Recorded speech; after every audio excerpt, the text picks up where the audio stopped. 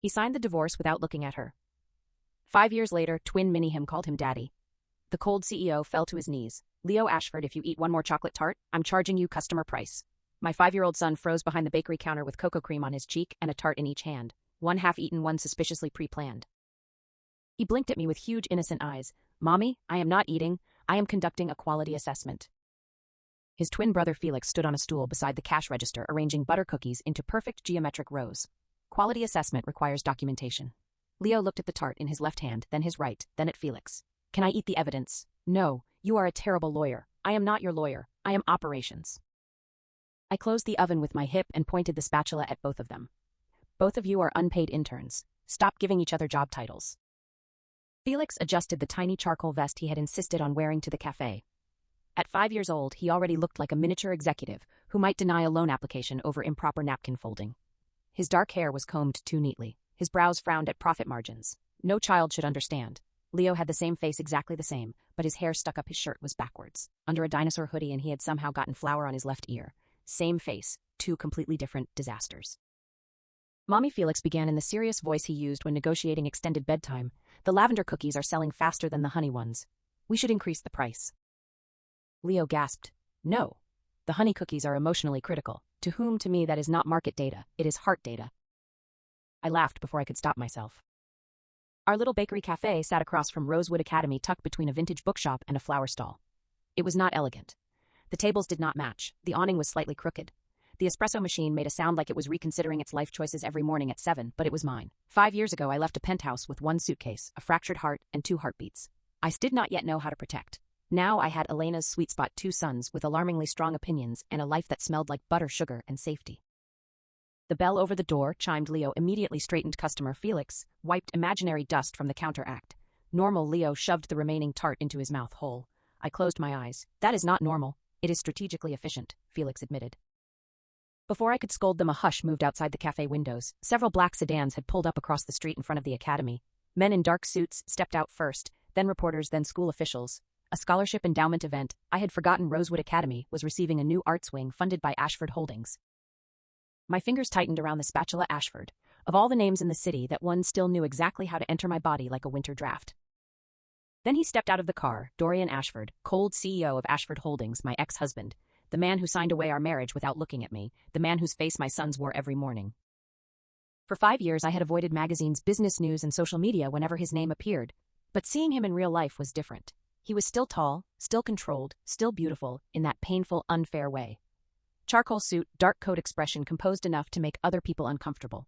He looked like a man who had never dropped a coffee cup, burned toast, or been emotionally ambushed by a child covered in chocolate cream. My lungs forgot their job. Felix climbed down from the stool and walked to the window. Leo followed, still chewing. Felix stared across the street, then slowly turned to his brother Leo. That man has our face. Leo pressed both hands to the glass. His mouth fell open. Did he steal it? Faces are usually non-transferable. Maybe rich people can buy them. Felix considered this, then nodded once. Plausible.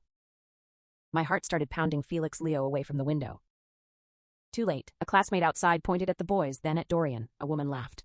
Oh my goodness, those two look just like Mr. Ashford. Leo's eyes went huge. The cafe door swung open before I could move. Leo bolted. Wait, sir, did you purchase our face?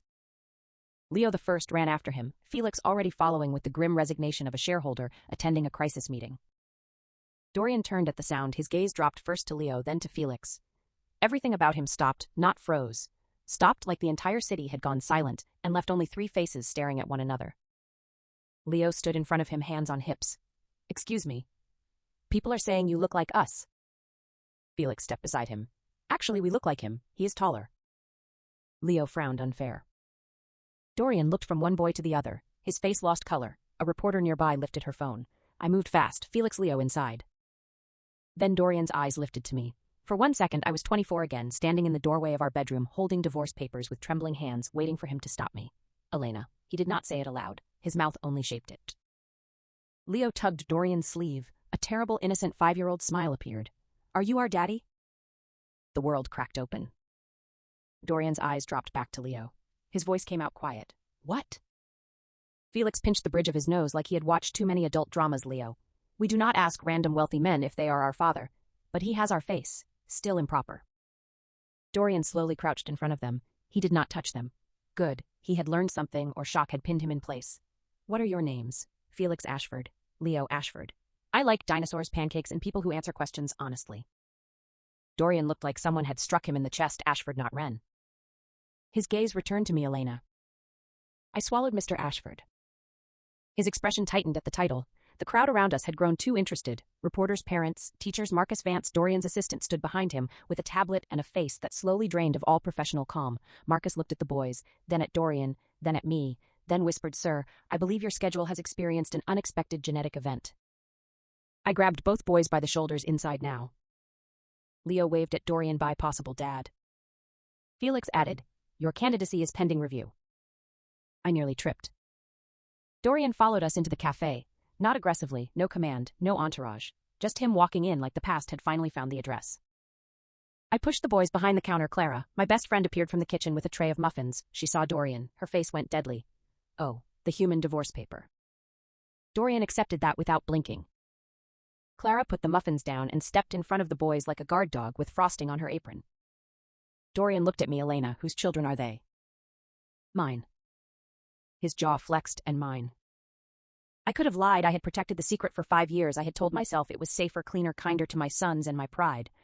But Dorian Ashford was looking at 2 boys with his eyes, his hair, his frown, and one of them had just accused him of face theft. Silence answered before I did. Dorian inhaled once, like breathing hurt. Leo whispered loudly, Felix the First, think we passed the face test. Felix whispered back, we have not passed the documentation test.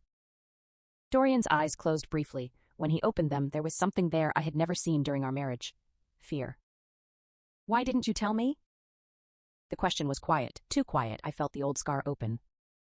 5 years ago, I had loved Dorian Ashford with the naive purity of a woman who thought patience could warm marble.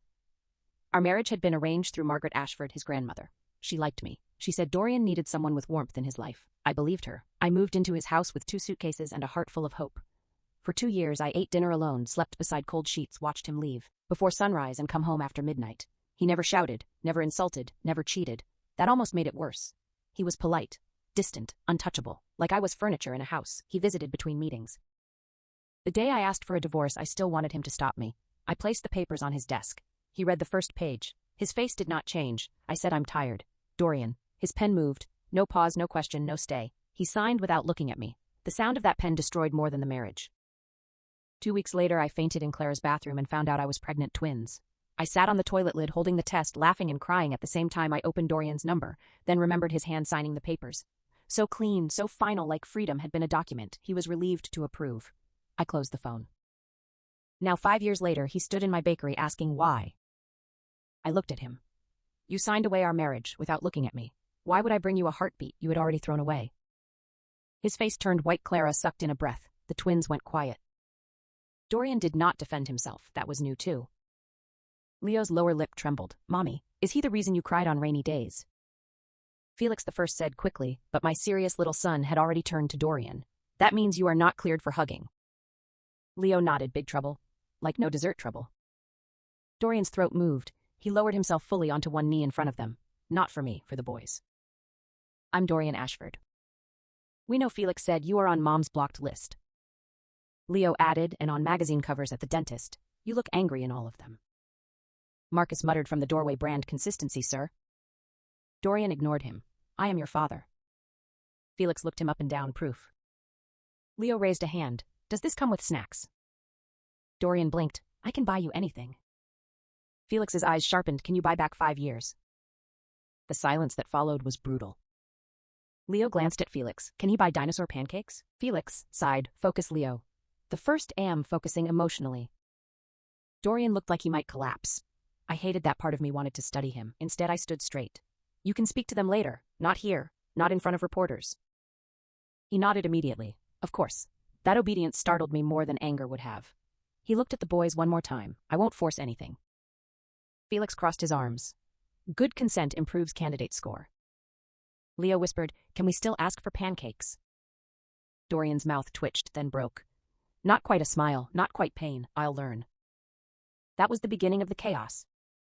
By sunset, Dorian's face was on every local news page beside blurry photos of my son's CEO Dorian Ashford seen with mysterious twin boys who look identical to him. Secret heirs, ex-wife returns, Ashford Holdings silent. I was not silent. I was furious. Dorian called me that night. I did not answer. Then Marcus called Clara. Clara answered, listened for 7 seconds, then said, tell your boss if he wants to see Elena, he can schedule an appointment like a dentist. Painful, expensive, and not guaranteed. Then she hung up. I loved her. The next morning, Dorian appeared at the bakery at 7:12 with Marcus, a small bouquet, and a paper bag. I unlocked the door and stared at him. We are closed. I know. Then why are you here? He held up the bag, dinosaur pancakes. Leo appeared behind me instantly. From nowhere, possibly summoned by Sugar Mommy, we should hear him out. Felix followed, hair-combed, pajamas buttoned wrong because he had dressed himself in a hurry, emotionally suspicious but strategically valuable. I looked at them. You two were asleep. Leo shook his head. We were resting with eyes closed. Dorian looked at me. I brought breakfast. No cameras, no reporters. And flowers for you. Clara leaned from the kitchen doorway, too small. Marcus looked at the bouquet. I suggested larger. Mr. Ashford said subtle was respectful. Clara pointed at him. Tablet man, good instincts, bad employer. Marcus nodded. That is my professional brand.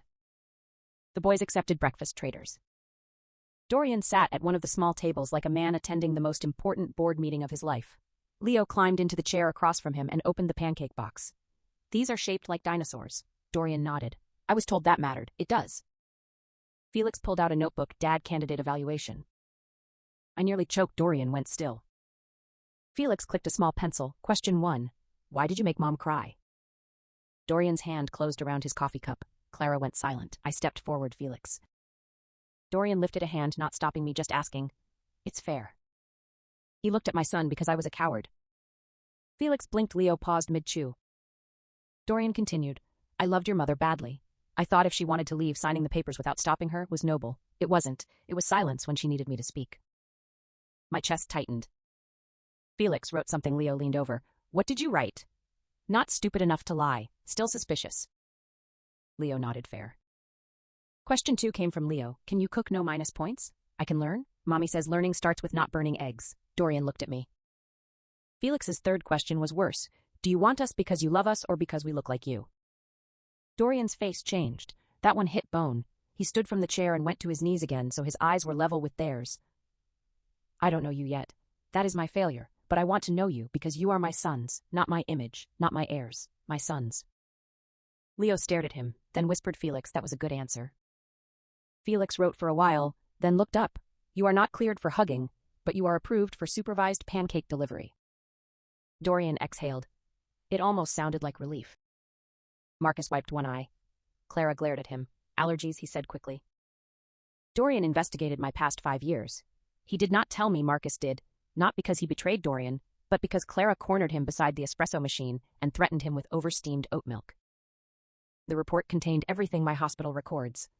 The night I delivered the twins after 22 hours of labor with Clara holding my hand, the rent payments I nearly missed, the bakery loan, the months I slept 4 hours a night, Leo's fever at 8 months, Felix's speech delay scare 2, the settlement money Dorian had sent after divorce untouched in a bank account because I could not bear the thought of raising my children with money from the man who never looked at me when he let me go.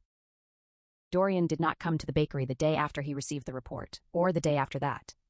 On the 3rd day, Clara found him sitting in his car across the street at dawn.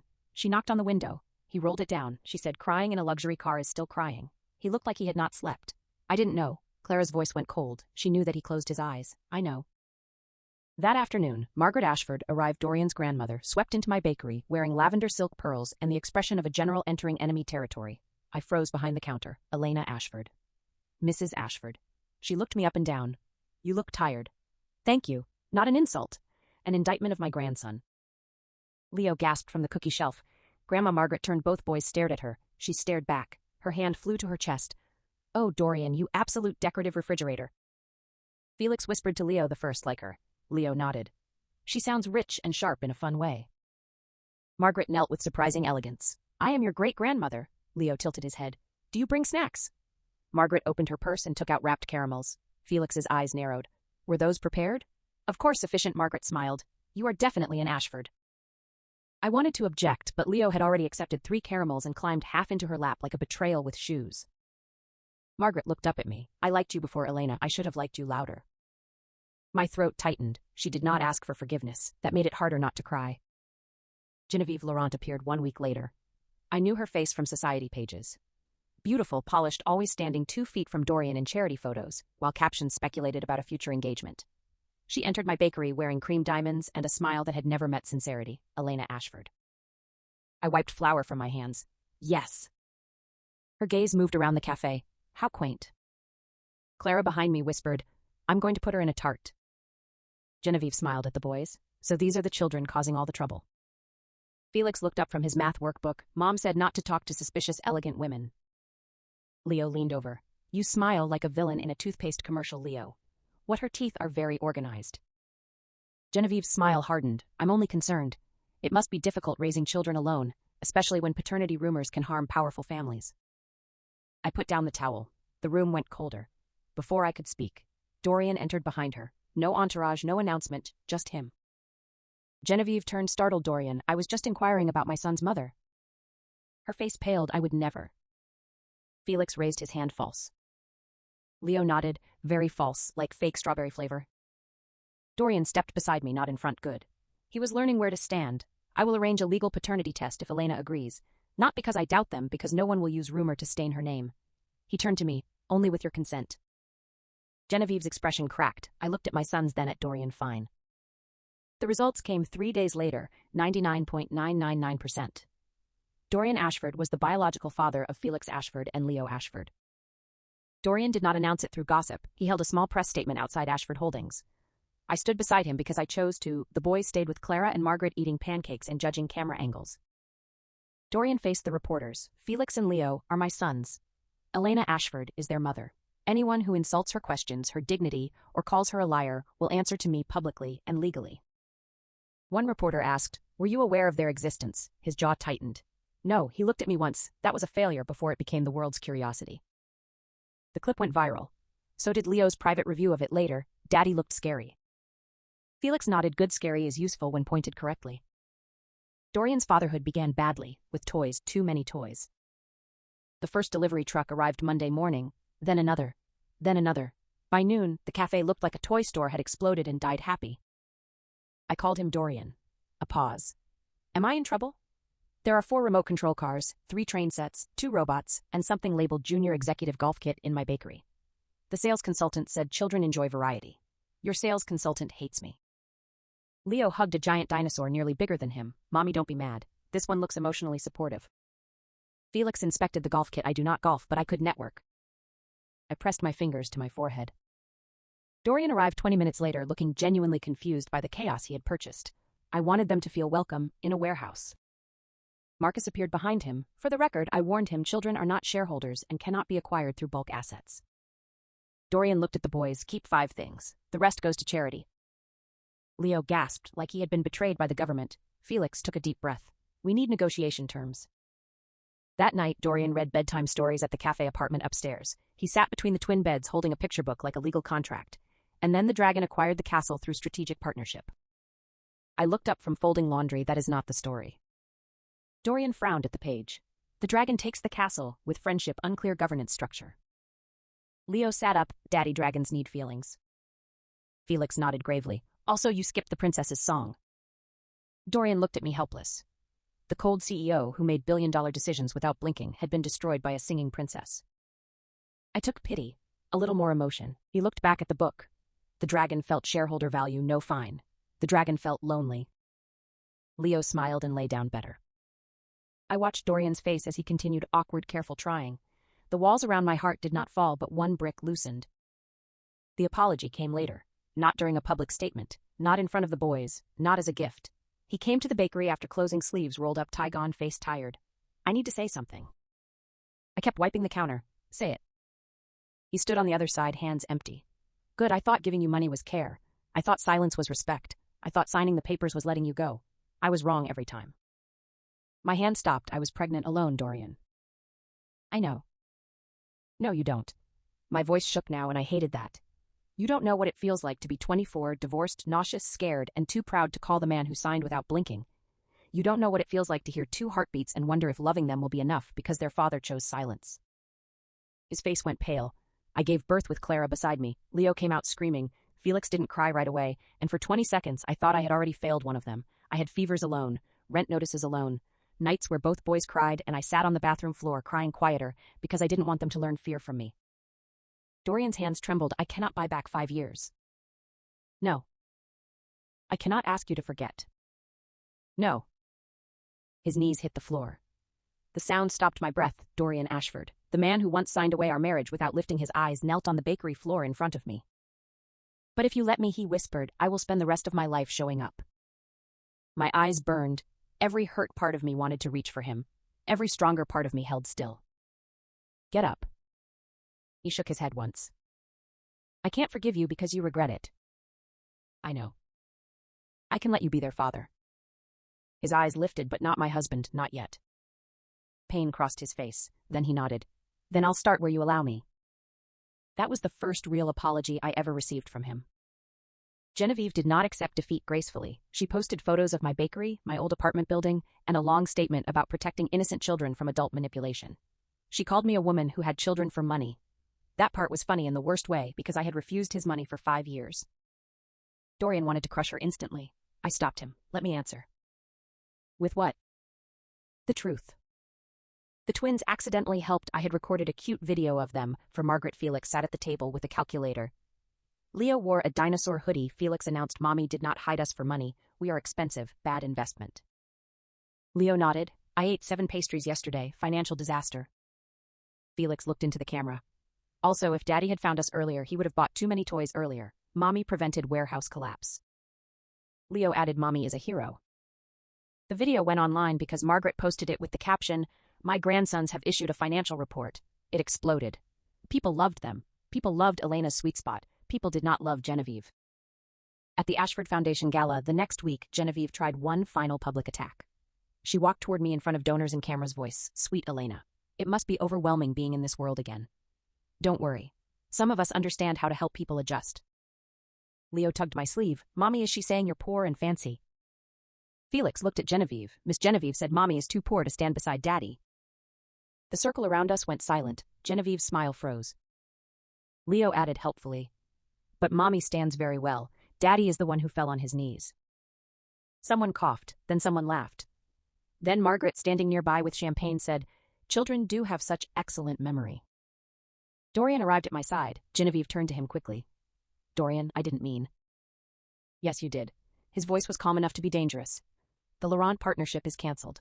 Your access to Ashford events is revoked. And if you mention Elena or my sons again, my legal team will give you the attention you keep asking for. Her face went white. You would destroy a business relationship over her. Dorian looked at me, then at the twins. I had one wife. I was foolish enough to lose her once. I will not insult her by pretending anyone else can stand in her place. My chest tightened so hard I had to look away. Genevieve left crying. No one followed. By morning, Genevieve's perfect little speech about protecting the children had become the internet's favorite joke. The Laurent family released a stiff apology. Ashford Global ended the partnership, and every gossip page replayed Leo's line about Daddy falling on his knees until even Margaret sent me the clip with a message, The child has taste. Genevieve had wanted the world to see me as a poor woman chasing a CEO. Instead, the world saw her as a rich woman losing an argument to 2 kindergartners.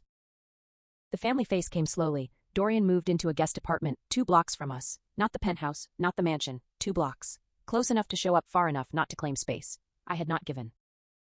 He learned Felix hated peas but ate them if arranged in even numbers. He learned Leo could fake a stomachache to avoid cleaning, but could not fake it convincingly because he smiled too much. He learned both boys needed different bedtime voices. He learned school pickup required patient snacks and not arriving in a car that made other parents think a government official had come. He failed at pancakes. Badly. The first attempt came out black. Leo stared at the plate. Daddy, this pancake looks divorced. Felix poked it with a fork. That means it needs remarriage syrup. Dorian looked at me. I pressed my lips together. Don't laugh. I'm not. You are laughing internally, very loudly. One afternoon I found him in the bakery kitchen practicing in front of a mirror. I love you, he said to his reflection, stiff as a hostage video. I leaned against the doorway. Are you negotiating with yourself? He turned so fast he almost dropped the spatula I was rehearsing. That was not romance. That was a quarterly report. His ears turned red. Dorian Ashford blushed. I nearly wrote it on a cake. He cleared his throat. I don't want to say it wrong. The laughter faded. I stepped closer. Then don't perform it. His eyes held mine. Stay for dinner. That was better. Was it? Yes. Good, I made pancakes. I smelled smoke. Dorian. They may be abstract. He was trying, not loudly, not with gifts, with ruined pancakes, school pickup fever nights, bedtime dragons, and asking before stepping into the apartment. Then Leo got sick, not badly, just a sudden high fever at school. But the call came while I was delivering a cake order across town, and for 10 minutes I could not reach the teacher. Dorian arrived first. By the time I burst into the school nurse's office, breathless and terrified, he was sitting on the small bed with Leo curled against him, Felix beside them reading the thermometer like a stock report. Dorian did not panic. He had taken off his suit jacket and wrapped Leo in it. His voice was low. "Breathe with me, buddy. In out, Mom is coming." Leo mumbled, "Mommy always comes." Dorian's eyes lifted to mine. "Something broke and healed in the same second I came to," he said quietly. I nodded, tears burning. "Yes, you did." That night after the boys slept, I stood in the kitchen with him. The light was warm, the sink was full of dishes. A superhero cape hung over the chair. The life around us was messy, loud, imperfect, everything our old marriage had not been. "I don't want the old marriage back," I said. Dorian looked at me. "Neither do I. I want something warmer, louder, messier, with bedtime stories that do not involve mergers. I can learn dragons. You can start with pancakes." His mouth curved. "I have been practicing." "I know, the smoke alarm told me." He stepped closer, slow enough for me to stop him. I did not. He touched my cheek, barely, like he still could not believe he had permission. "I love you, Elena." No performance, no rehearsal, no cold CEO voice, just a man who had finally learned where to put his heart. I know pain flashed in his eyes. I smiled softly. "And I think I can love you again, not the way I did before, not alone." He closed his eyes.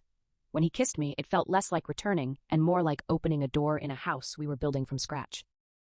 The boys also created a second dad scorecard and taped it to the refrigerator. Category 1 pancakes, improving but still emotionally unstable.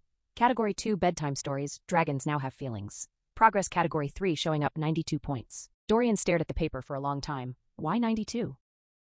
Felix looked up from his cereal. No one gets 100 before the final review.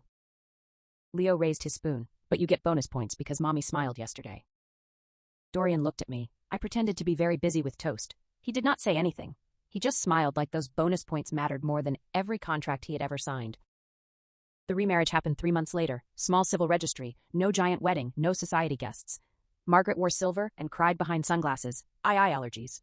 Clara handed her tissues to Joy, to my grandson finally developing sense.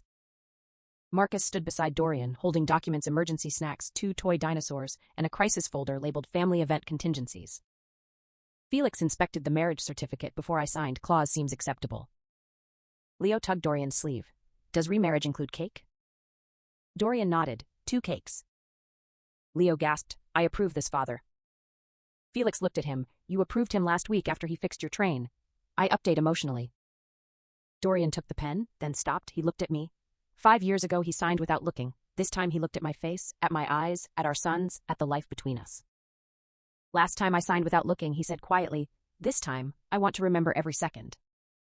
My hand shook, not from fear, from being seen. I signed Elena Ashford, not because I needed his name, because this time I chose it. Our final family photo from that day was ridiculous. Leo had frosting on his collar. Felix held the certificate like a treaty. Margaret was definitely crying. Clara looked prepared to fight anyone who ruined the moment. Marcus looked like he needed a vacation. Dorian looked at me like I was home, and I looked happy. Not perfect, happy. Later that night, in our kitchen, Dorian attempted pancakes again. The boys sat at the counter supervising. Leo pointed at one pan. "That one looks divorced." Felix nodded. "It requires remarriage syrup." Dorian slid the pancake onto a plate and looked at me. "Then give it another chance." I laughed. The sound filled the kitchen, warm and easy. 5 years ago, Dorian signed away our marriage without looking at me. This time, he looked at me, our sons, and the messy little life we had built, and finally understood that love was not something to own. It was something to come home to. Did she go far enough, or was she still too merciful? Comment justice if the ending was perfect. Comment harder if you wanted an even colder revenge. Your comments decide how ruthless the next ending should be. Like and subscribe if you want to be here for the next.